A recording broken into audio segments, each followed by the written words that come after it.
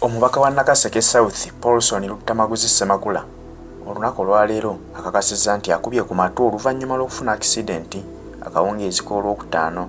Yafuna akisidenti n'emuyisa bubi era yakyayamba nti abaziratisa baamuddusa mu ddwaliro afune obujjanjabi obw'amangu mangu. Olwaleero akikakasizza nti afunyeewo ku njawulo era awulira ng'omutonzi ajja mmusaasira asobole okudda ku mirimu gye. Ono tujjukira bulungi nti embeera gy'azayisibwamu baamuteekako ku butwa obwamumaza ku kitanda emyezi 2 beddu n'abusimattuka ne bamuteekako akisidenti era yasimattuka emmotoka ye yasaanawo naye nga y'omuntu gye yali atambuliramu teyakoseka nnyo kubanga baali batambulira mu mmotoka ez'enjawulo ne bamuteeka akisidenti. Ye gye yali atambuliramu yafunako damage ntono naye ate yaliko abantu be ab'enjawulo be yali atambudde nabo ye yafuna obuzibu obw'amaanyi weewaawo nga Mukama era yamuyamba ne mutabaamu n'omu afa. Kakati olwaleero kiteeberezebwa nti akisidenti era gye yafunye baamuteze entege kubanga bagamba embeera gy'alimu ya bunkenke atambulira mu kutya kubanga naye yennyini tamanyi lunaku ki lwe bamulinze kubanga byayogera byennyini bisiikula abasajja bano emmeeme. Kyova olaba baagala okulaba nga bamusaanyawo bunnambiro kubanga akoze omulimu gw'amaanyi nnyo okulemesa ababbi b'ettaka e Nakaseke eyo nti abasajja bano ettaka ly'e Nakaseke lyonna baagala okulyezza. Naye Paulo Lutamaguzi yakyayambye ku batuuze bo okubalwanirira okulaba nti ettaka lyabwe teribaggyibwako.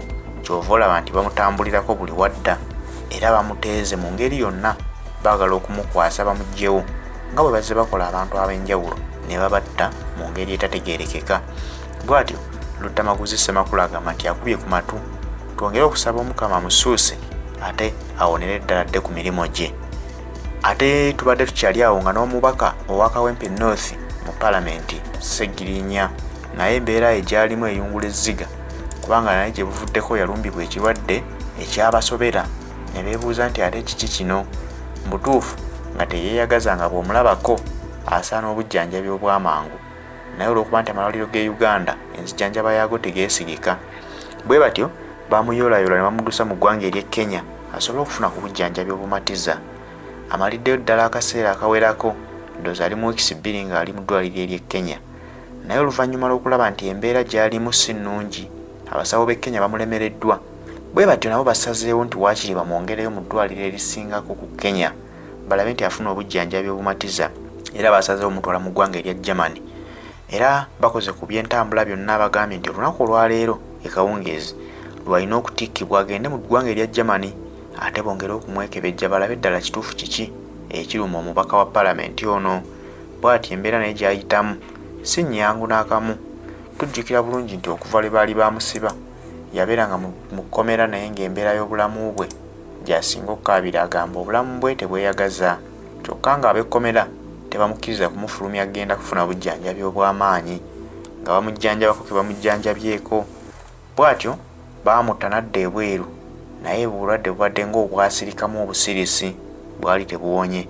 Embeera bwe yazzeemu okutabuka kwe kumuddusa e Kenya kati ne Kenya eremereddwa. Musajja wattu bamutwala mu ggwanga lya Germany. Twongere okusabira ababaka baffe bano tulabe nga Mukama Katonda abazza engulu kubanga ababaka abali ku ludda lw'abantu ate be basinga okukosebwa embeera ey'obunkenke.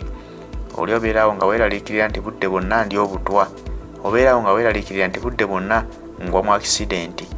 Kuba ne Ssegirinya yennyini tujjukira gye buvuddeko nga yayogerako nti naye baamuwa butwa weewaawo ye musajja wattu yali amanyi nti babuggyeemu kubanga yagendako mu ddwaliro e Kenya era nalowooza nti ab'e Kenya babuggyeemu ne buggwamu kumbe bambi buyinza okuba nti bwali bw'amaanyi.